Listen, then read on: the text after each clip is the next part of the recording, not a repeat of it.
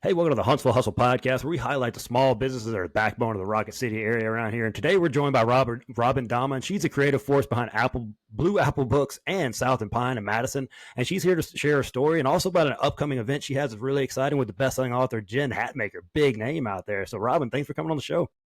Thank you for having me. I'm Absolutely. excited. Yeah, thanks for coming. I mean, words are hard sometimes. I got through most of those right there. But so thinking about being hard, share your story of becoming an entrepreneur. It's not the typical one. So please share that story.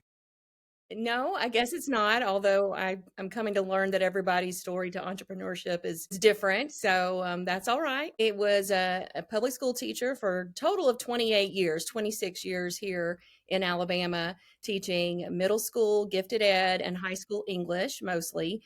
I also taught preschool early in my career, but I always had a fascination with the idea of a business. Probably retail business, probably as a kid. I remember we lived in the country, so there wasn't a neighborhood lemonade stand, but I would think about what could I sell and what would that look like. So it was probably just in the back of my mind, and then I go into education because that just seemed the logical thing to do. I was drawn to teaching. I loved my teaching career. But along the way, I found that one of the things I loved about teaching was not necessarily the pedagogy of, the lesson and the lesson plan. It was connecting my students with things that would bring out the best in them, with mentors, with experiences. I love to do field trips. I love to bring in guest speakers. I love to set up experiences for students that would help them understand the real world. And in doing that, I think I developed a skill set beyond just my classroom ability to get a lesson across. And that's kind of hard to explain, but all I can tell you is that I had a little bit of a different approach to teaching. And I hope that my students who might hear this, any of them or who I talk to, could validate that, and that I really did try to bring the real world to them, not just some abstract concept. So as I proceeded through my career, I worked on a couple different competitions, academic competitions that students participated in.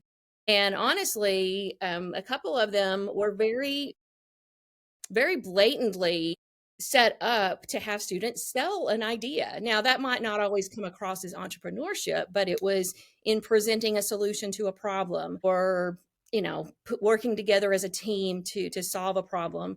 In particular, I was involved with a creative problem solving competition called Destination Imagination. I still am, actually. I'm on the state board for that organization. And then in about 10 years ago, the I2C, the Invention to Innovation facility at UAH, started hosting a high school entrepreneurship competition, and I became the sponsor for Bob Jones High School. And I immediately jumped in, said, yes, I will do it. And the first 3 years of that competition, I took students and we won first place all 3 years.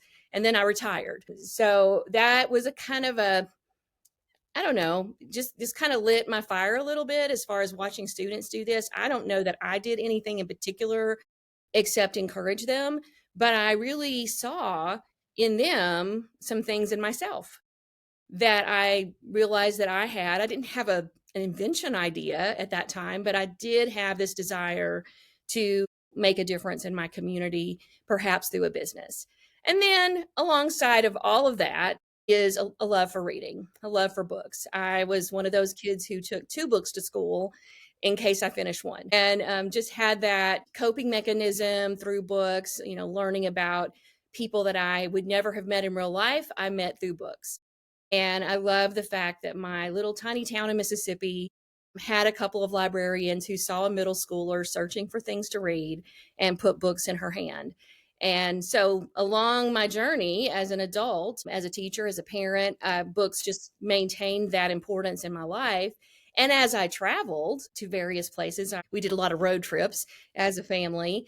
I would find the independent bookstores. I would be drawn to find out where they were, who owned them. I would talk to the staff if they weren't real busy, and make pictures, find out exactly what role they played in their community, and just tuck that all back year after year.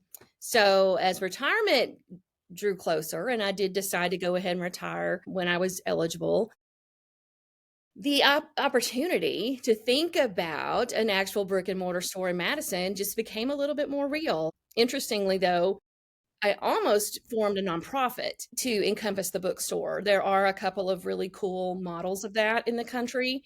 And in doing that research, I was advised to talk to Lee Marshall, the CEO of Kids to Love here in Huntsville, because part of what I wanted to do with the nonprofit, if I did it, was to work on mentoring young adults who might not have quite found their way yet for various reasons. And people are like, well, you need to talk to Lee. So I set up an appointment. I met with Lee.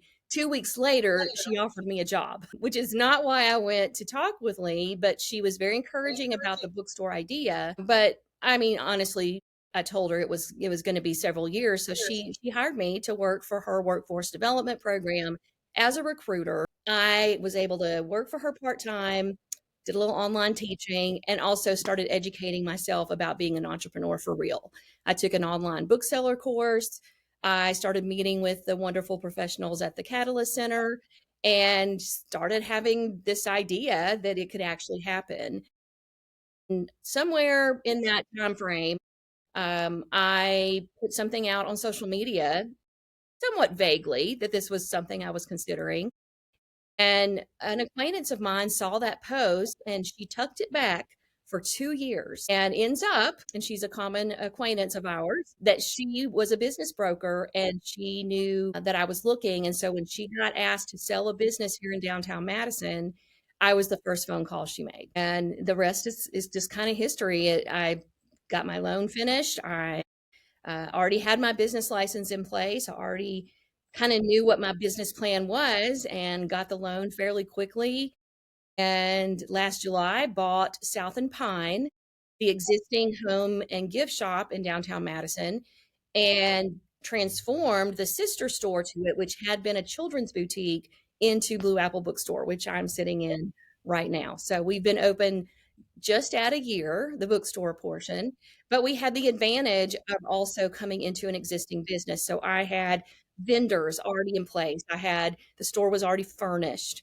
And so my loan then just kind of allowed me to move in day one. Then I just had to concentrate on outfitting the bookstore, which, took a few weeks, but I was ready, mostly as ready as you can ever be, to move that forward. And it was able to happen strategically the week before the Madison Street Festival in October of 2024. So, roundabout way, I became an entrepreneur at 54 years of age. I'm not embarrassed to say that. And some might say that's a little bit risky, but it just felt like all the right things were falling into place. And Madison had not had an independent bookstore in over 25 years. So I believe with a town of 60,000, it was time. And with my dream of what I wanted to encompass, it just worked out. I did decide not to go the route of a nonprofit, obviously, for various reasons. It could have worked, but I just decided for me at this time, it was better to form an LLC. However, I'm very proud that I am the first benefit corporation LLC in Madison County. I believe there are a couple more now, but through the Catalyst Center, I found out about benefit corporations because Alabama in 2022 passed a law allowing them. And I was taking a class and I found this out. I called the guy who conducted the class. I said, this is what I want to do. This is the perfect marriage of the community service component and the business component that I would like to do. Tom's and Bombas are probably the most famous benefit corporations that people are familiar with. That kind of gives you an idea that, yes, they're a for-profit business, but everyone kind of knows that they have these policies in place. And you don't have to necessarily give away product or money. There's lots of ways you can accomplish that, which, I mean, I can talk about later, possibly. But yeah, that's how everything happened. I still can't believe I'm a business person because I've never taken a business class formally in my life. But I think that my experience as a teacher mom, I have 4 kids, so I balanced teaching for 26 years and raising 4 children. The ability to carry a lot of things in my brain at one time, the ability to manage, things in the background and things that are forward facing, which teachers do every single day. And I kind of joke that even my busiest day at the bookstore has not been as stressful as a normal day of teaching. And I really do mean that. I know people That's for sure. might not say it, but Oh, that's for sure. yeah.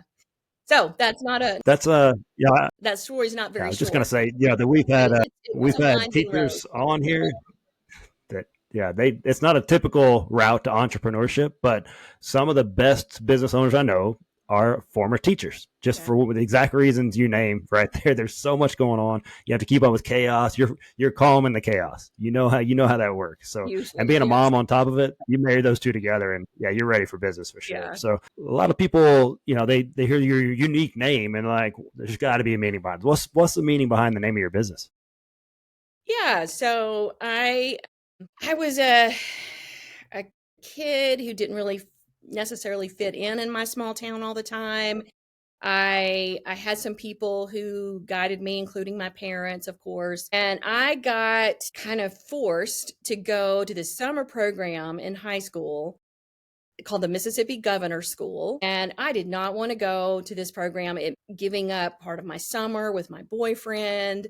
It meant giving up cheerleading my senior year, which was pretty huge. And I just didn't want to go. I didn't know these people. I mean, I am an introvert naturally, and I just didn't see the point. But I also knew that my parents could not swing college cost, and this would help my scholarship opportunities. And so I reluctantly agreed to go. Walk into this university gym on the first day, and this guy gets up. He's the director of the program, and he tells this random story. And I don't know if it's a folk tale.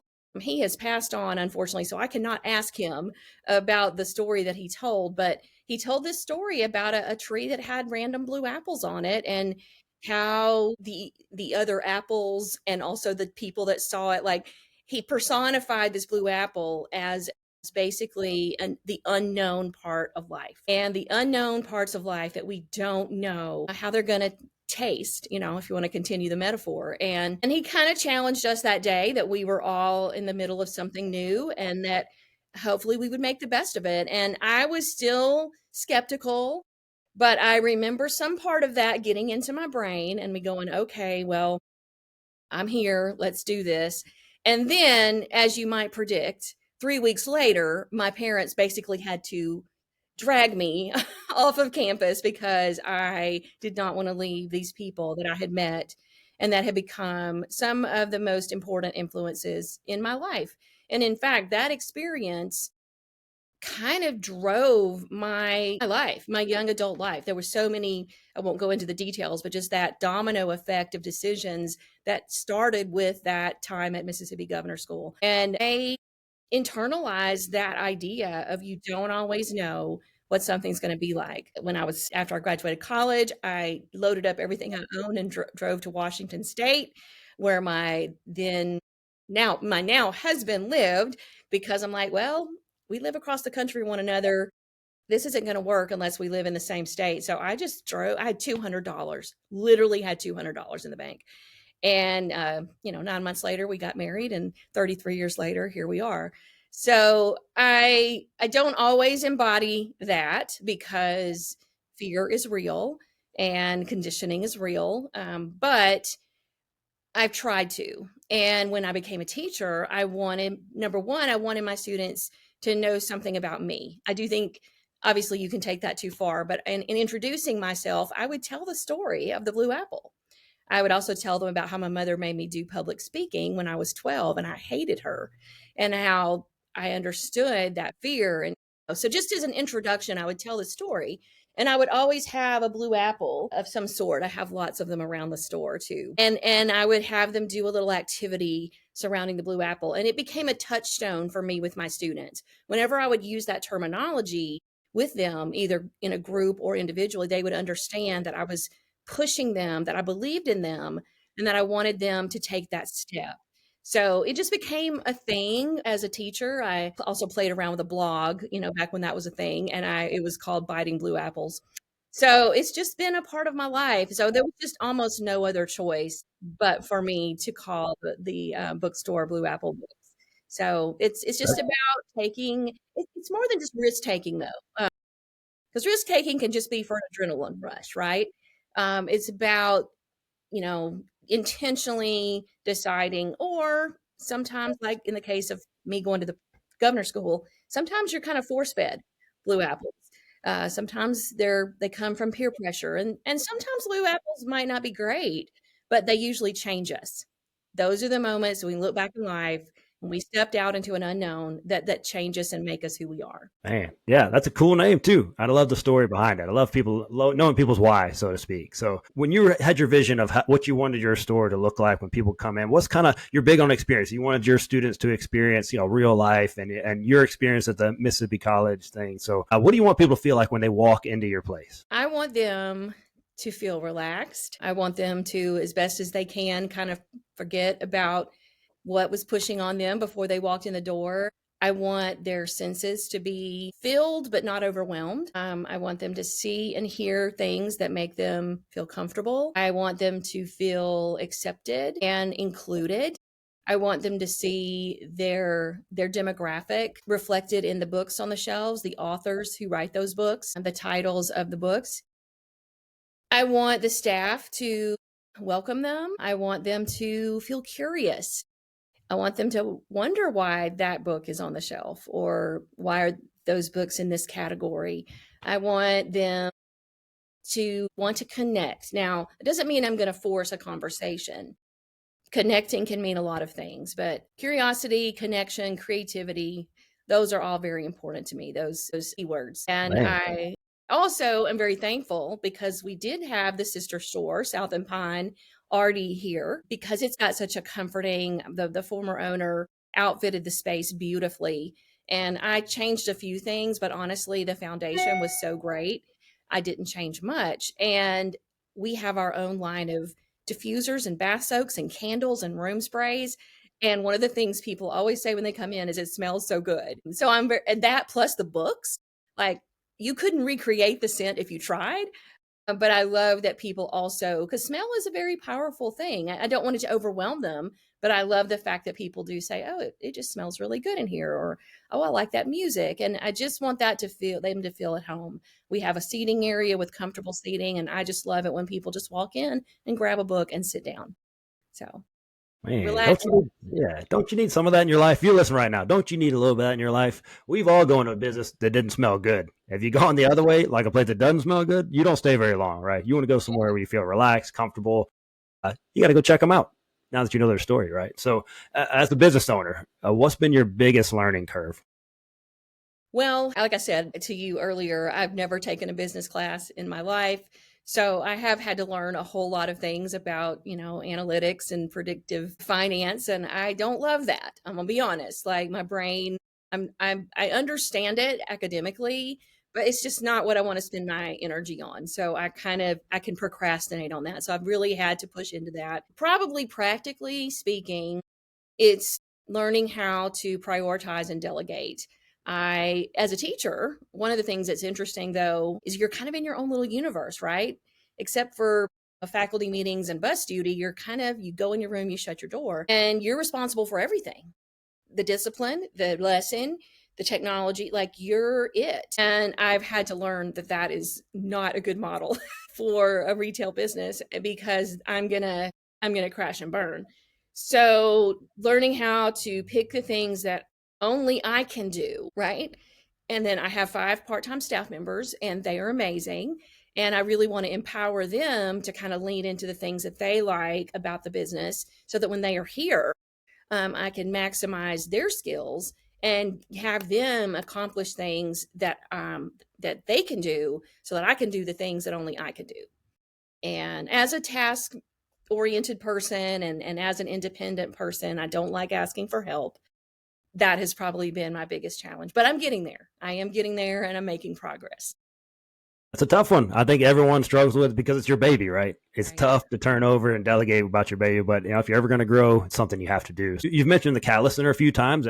If people don't know about, first tell them kind of what they do, and then you've mentioned some of what they've played in your journey, kind of how they helped you on your journey as well. Right. I absolutely sing their praises to everyone I can. If you don't know, they're located on Sparkman Drive. They are a free service. that helps entrepreneurs in honestly a lot of different stages. It doesn't have to be like if I needed them now, I could call them up. I mean, I might just do that this week. They are meant to provide practical support, networking for entrepreneurs at all stages. Even if you're just like playing around with an idea, that's fine. You don't have to have anything concrete. And interestingly, when I started this, it was at the height of COVID, 2021, and everything they were doing was online. But boy, were they doing it. Like they very quickly pivoted, just like we had to do as teachers, and they started offering their classes on Zoom or Google Meet or something. And I signed up for any that worked with my schedule that I felt were, something I needed. And then they would have follow ups. If you wanted to meet with somebody to follow up, you could do that.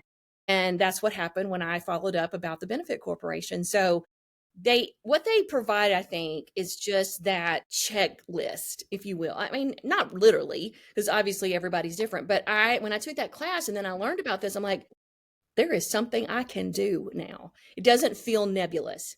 It feels like I've got that guy's email. I guess I should go ahead and do that. And, for a lot of people, that's what they need. They need something concrete. You can read all the books in the world, and obviously I am for that. But is there a human being that's going to say, can I help you with that? Or do you want to do that? Or when can we meet? They're just like, they're not going to push you. They're not going to be overbearing, but they're going to be there to just kind of check in with you. And that's what they did for me. So when I was ready, then I started working on a business plan, an amortization plan, a 5-year plan. And I didn't even know about the space. This was just all like, this is how it could go. And then when the space did become available, then I went back to them and said, okay, now I got real numbers. I know what my rent's going to be. I know these things. And so now we plugged it in, and Sandy Edwards, who is amazing, she really helped me dig down into my spreadsheets because those scare me. Not so much anymore, but I can do a basic one, but these are like 20 tab monsters, and some of the terminology, people just, if you don't know that terminology, it can be intimidating. So I was very, very thankful for the practical help that they gave me. And then when I got ready to turn that into Neighborhood Concepts, which is who I got my business loan from, which is another nonprofit in town, if you are especially a woman-owned business or a minority-owned business, I believe anyone can apply, but they do have some prioritization that they give to women and minority-owned small businesses. The Neighborhood Concepts organization is fantastic. So when I got ready to go through them, I had 80-90% of my stuff already in order because of the Catalyst Center. And then they were able to help me proofread things and get it back in to my loan officer. So I'm very, very grateful for them. And then I've continued to attend some of the networking events that they have. I don't have as much time right now, but I do keep up with their newsletter, and it's just a great resource. So I highly recommend it. Yeah, you're not alone. That's the biggest part. I've talked to a lot of people that, hey, I'm not in this by myself. I can bounce ideas off. I can get concrete stuff that I can do. Like you talked about, just having a path forward is so big when you're looking at the whole world of things you have to do. Can I do this one thing? And they can help you with that. So look into them. They do great work around here. So many great businesses have started right there. So speaking of great business, you're on the come up. I'm telling you, you've got a big event coming up. If people don't know, tell people first who Jen Hatmaker is and about the event you have coming up with her. Yeah, I'm actually going to read from her website. So I'm going to put my glasses back on. Here's what she says about herself. I'm a New York Times bestselling author, podcaster, speaker, advocate, mama, and midlife reclaimer. And I love that she has that on her website, jenhatmaker.com, if you want to go and look at that. I have been a fan of Jen's for probably 15, from when I was in the throes of parenting, and she was just a funny mom blogger, as the trend was at the time, who in all of the other ones that I was kind of follow, she just kind of rose to the top because of her humor. And I felt like she was just being transparent. She and her husband had adopted a couple of children from Ethiopia, and HGTV had done a show about them. So they were getting a little bit of attention and acclaim, but she just would still kind of talk about, the car line or packing lunches. And I didn't feel that that was a put on. I felt that that was really her. And I trusted my intuition there. And she goes along the way and she has some up and downs because of some of her positions.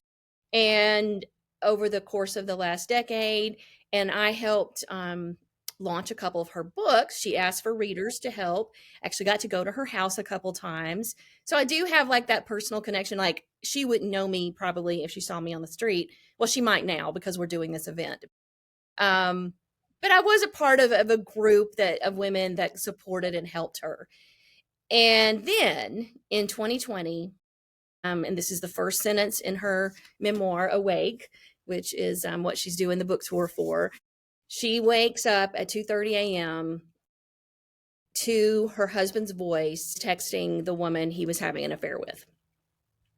And they were pastors, and pretty involved in the whole Christian world, and that was devastating. Not just because of that, but that it just adds a whole other layer, and then it adds another layer when you have a bit of fame worked into the equation. So she did not really talk about what happened at the time. She was actually very respectful of her ex-husband and children, and just kept things, we knew there was a divorce and that was it.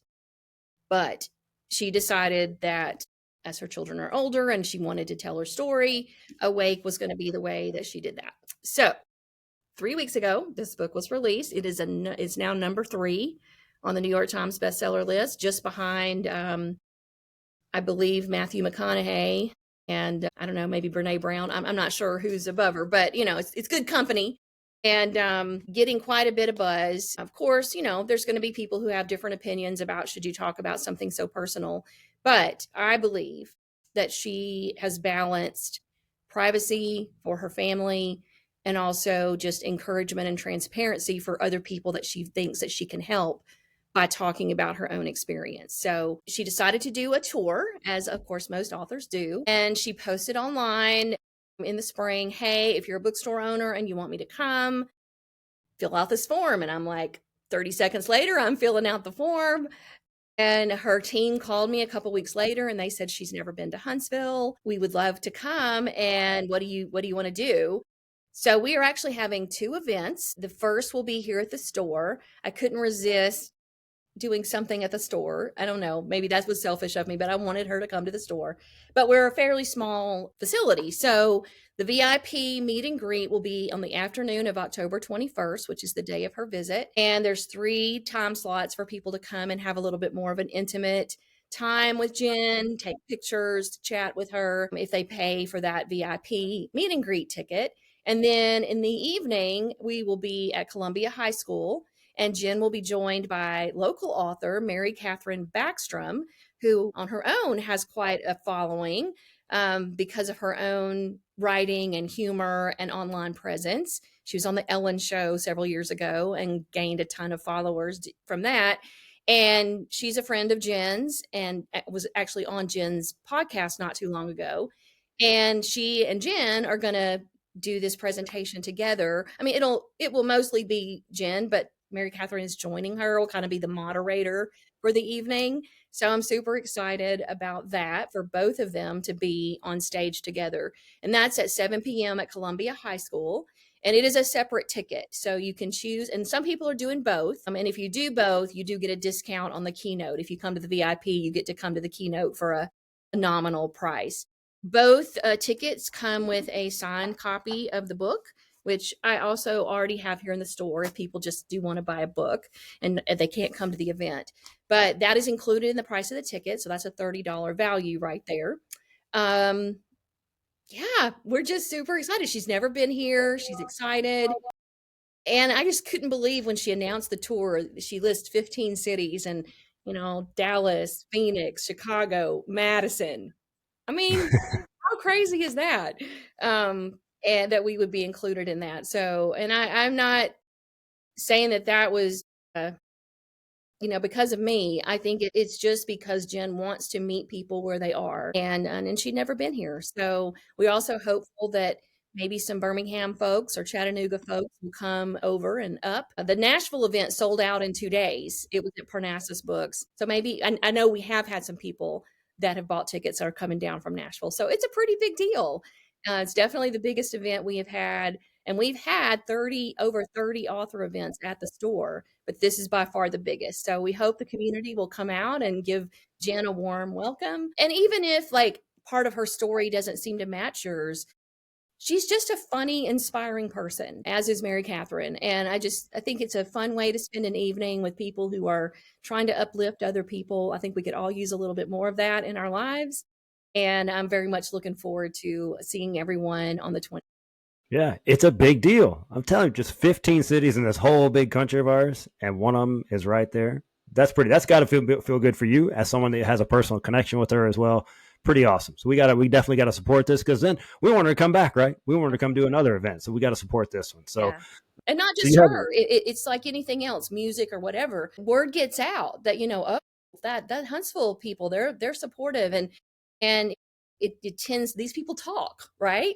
Not only do the authors talk, but their agents and their publishers talk. So, if you want more people to come to our community, you got to come out and support the ones that do come. That's it. Yeah, that's a great point. I forgot about the agents. They're super connected. That's a great point right there. Yes. So you mentioned some other author events. What kind of events do you want to have at your store here in the future? Well, we really do believe in supporting our local author community, even the ones without the agents and the publishing companies, because really that's where almost everybody starts. And you get a book to publication, I'm going to celebrate that with you. And as long as I have room on my shelf, I may only have one copy of your book, but I'm going to try to allow you to have a platform here. So we will set up a table on a Saturday afternoon and publicize your book and have you come in. So I want to continue that. Like I said, we've had over 30 of those events over the past year. I'm very proud of that. Some of those people are about to put out new books, so they'll come back again. And some of those are more well-known. We have Robert Bailey, who's probably the most prolific current author in Huntsville, and he's come in. And we have some people who are young and are putting out their very first book, or who are older and are putting out their very first book. So I love the variety that we have, so much talent here. And yeah, we're going to continue that. We also use the store for lots of different things. It's about 2,400 square feet, and we can push the furniture aside for things like arts and crafts workshops. Tomorrow night, I'm having a pumpkin succulent arrangement workshop that I'm leading. And listen, I am no artist, but I know how to put stuff together and have fun doing it. So we're going to put together this arrangement. We'll have some charcuterie and a cocktail, and people can come out with their friends and go home with something beautiful to add to their space. So we do things like that. We have Mahjong classes, which is, of course, very trendy right now. We have a community member who teaches that. We're having one of my customers is going to teach a class on tarot and how you read tarot later in the month. And then we just have so many people who want to use the space, and they pay to use the space. We have a small event room. People have had birthday parties. We've had an art therapy session or two here that have been very successful, where people just want a space that's not their home to conduct something that they do as a profession. Because a lot of people don't have offices these days. That's become, very, very popular. But if they want to have an event, they then have to find a space. So we love being able to provide that event space for people that need that opportunity. So lots of different things. I love having a full calendar, not only for business purposes. It does get people in the store, but just those connections that are made. And also, part of our benefit corporation goal is to mentor people who are creative and helping them to get their creativity out into the world. We have artists here in the store that I have their work here, but a lot of times they might not know how to market that artwork.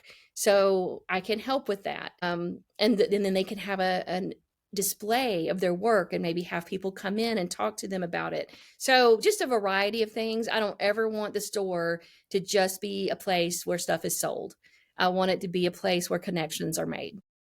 Man, a lot of range on those events right there. That's cool. You got some kind of little something for everybody in there. And Yes. then people are always looking for event space. So if you need some of those out there, call her up. Then she's got event space and she'll help you out so well. So there's probably someone listening right here that maybe they've had a dream of opening up their own local shop or creative business or something. What would you say to that person who's thinking about doing what you did? Well, I would say, definitely ask all the questions. There is no stupid question. And yes, look online, but also realize that you may have to follow up with a real person, because sometimes websites assume that you already know XYZ, or ABC, and you're already over here at XYZ, and you don't even know what that means. So it can be confusing, and then people will throw their hands up and just give up. So just ask people questions, ask business owners questions. This is kind of random, but when you get to the part where you are starting to, do official things like, well, get a business license, ask the people when you go to those offices,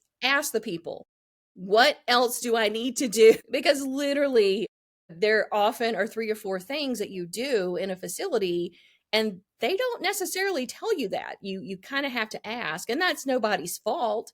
It's just the way that agencies are set up. So be sure to find a friendly face and say, hey, if I'm going to need this and this permission, do I do that here? And if they don't, they'll hopefully tell you where you do go, because sometimes government entities' websites are especially bare bones.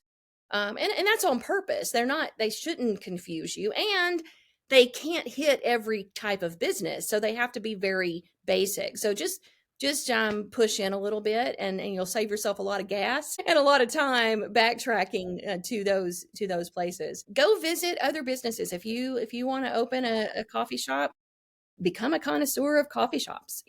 Go and don't monopolize the staff's time, because that's not what they're there for. But if it's a quiet time and you can ask a couple questions, most of the time people don't mind. If you do that though, be sure to buy something. Don't just go in and pump them for information and then don't buy anything.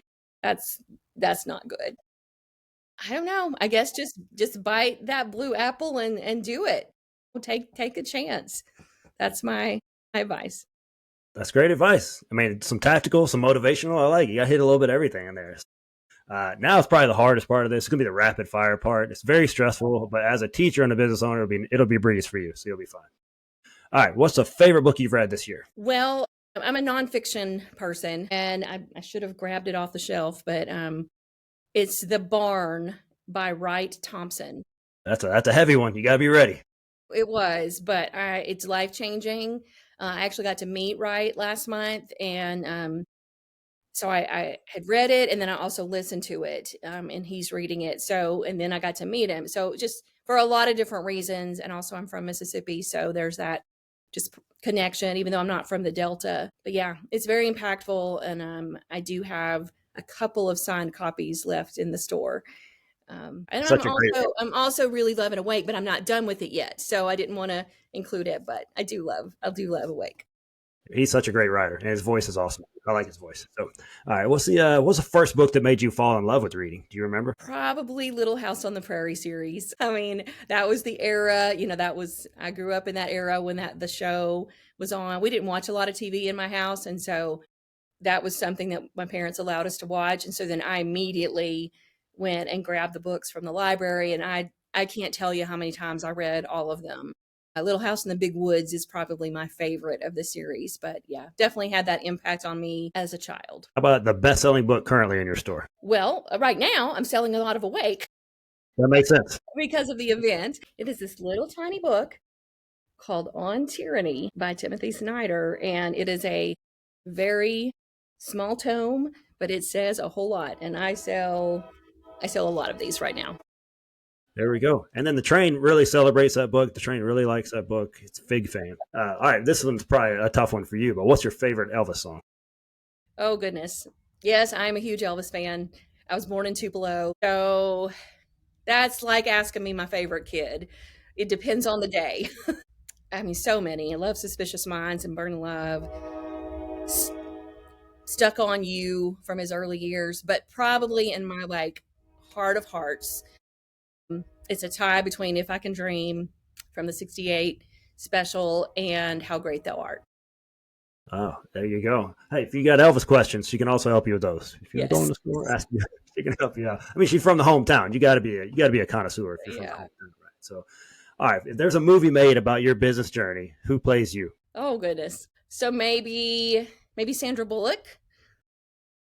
There's also, if you ever watch the series Dairy Girls, there's the Irish actress Marsha Jackson that I think has the right spark and snark, maybe. She's hilarious. Yeah, she's really Yeah, funny. yeah. All right, what's one word customers seem to describe your store with? Comforting. That's a great one right there. Isn't that what you want to feel when you walk into a bookstore? I think so. I think What I want so. to feel. And that is what I feel. I feel it as the owner, and I hope that that never goes away. I want to walk in and breathe myself because if I can do that, I think other people can too. That's awesome. Man, you're out there living your dreams. That's so cool, isn't it? So I know people are listening right now. It's like, hey, I got to check this place out. I've never heard of it, and I need to go by. So tell them more about your store, how they can visit, how they can learn more about you. Sure.